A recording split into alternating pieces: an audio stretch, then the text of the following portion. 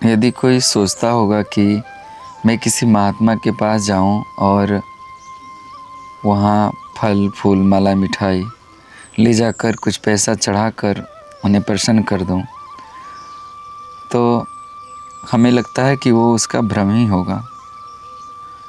सच में वो कोई महात्मा होगा, केवल वेशभूषा से ही नहीं, सच में ही वो वेशभूषा और आंतरिक स्थिति से भी महात्मा होगा। तो आपके वो ये सब संसारिक भोग विलास की विषय वस्तुओं से आप उसे कभी प्रसन्न नहीं कर सकते हैं। महात्मा के पास जाके साष्टांग दंडवत करके नाक रगड़ने से, माथा टेकने से उसे आप चाहें कि प्रसन्न कर दें, नहीं होता वो। उसको उससे मतलब ही नहीं है,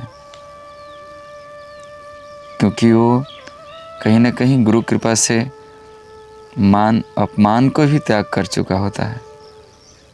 हाँ, यदि किसी महात्मा को यदि प्रसन्न करना है तो अपने अंदर विवेक और वैराग्य लाना पड़ेगा। वो नहीं चाहता कि आप हमें दंडवत करो, नहीं चाहता। वो तो संसार का कोई भी विषय वस्तु के बारे में पूरी तरीक़ा से जान चुका होता है। उन सब चीज़ों से उसको कोई बहुत ज़्यादा इंटरेस्ट नहीं होता है। वो तो वैराग्य और विवेक में जीता है। गुरु कृपा से वो ये जानता है और गुरु ने उसे वो शिक्षा भी दी है कि बेटा, इस संसार में कोई भी विषय वस्तु हो, उनसे हमेशा दूरी बनाने का प्रयास करना, क्योंकि यहाँ जो कुछ भी मिलेगा कल वो लुट ही जाएगा या छीन जाएगा। इसीलिए जो चीज़ छीन जाता हो, जो चीज़ लूट जाता हो, उसे पहले से ही त्याग कर देना। आप देखे भी होंगे संसार में लोग एक दूसरे से मान सम्मान के लिए हमेशा लड़ाई करते रहते हैं। और सोचने लायक बात तो यह है कि एक दूसरे से सम्मान लोग खोजता है। क्यों खोजता है? फर्स्ट पर्सन सेकंड पर्सन से खोजता है, सेकंड पर्सन फर्स्ट पर्सन से खोजता है। पूरा जीवन इसी में बीत जाता है उसका। और एक दूसरे को लोग खुश नहीं कर पाते हैं। क्यों नहीं कर पाते हैं? क्योंकि हम इस बात को समझे हैं, भिखारी किसी को भीख नहीं दे सकता है। आप खुद सोचिए, भिखारी जो है वो तो खुद भिक्षा मांग रहा है। वो किसी को दान दे सकता है? नहीं दे सकता है। ठीक उसी तरह से फर्स्ट पर्सन सेकंड पर्सन से सम्मान खोज रहा है। क्यों खोज रहा है? क्योंकि उसके पास है नहीं, तभी तो खोज रहा है। सेकंड पर्सन फर्स्ट पर्सन से खोज रहा है। क्यों खोज रहा है? उसके पास भी नहीं है। यानी कहने का तात्पर्य है, एक दूसरे से आदमी हमेशा मान सम्मान खोजता है। क्यों खोजता है?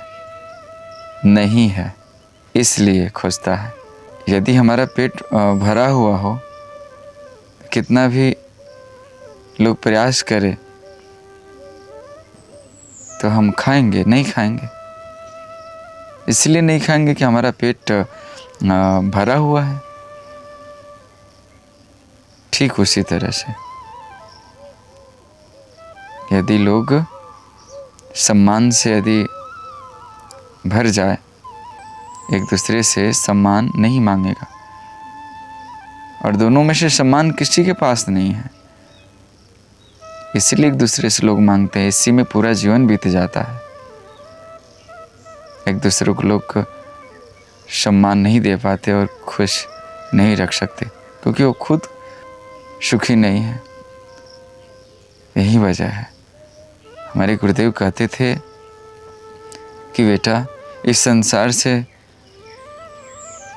कभी सम्मान की चाह मत रखना। जो मार्ग बताया हूँ उस पे चलना, एक दिन तुझे आत्मसम्मान मिलेगा। और जब तुम्हें आत्मसम्मान मिल जाएगा, तुम्हें बाहर किसी प्रकार की सम्मान की जरूरत नहीं पड़ेगी।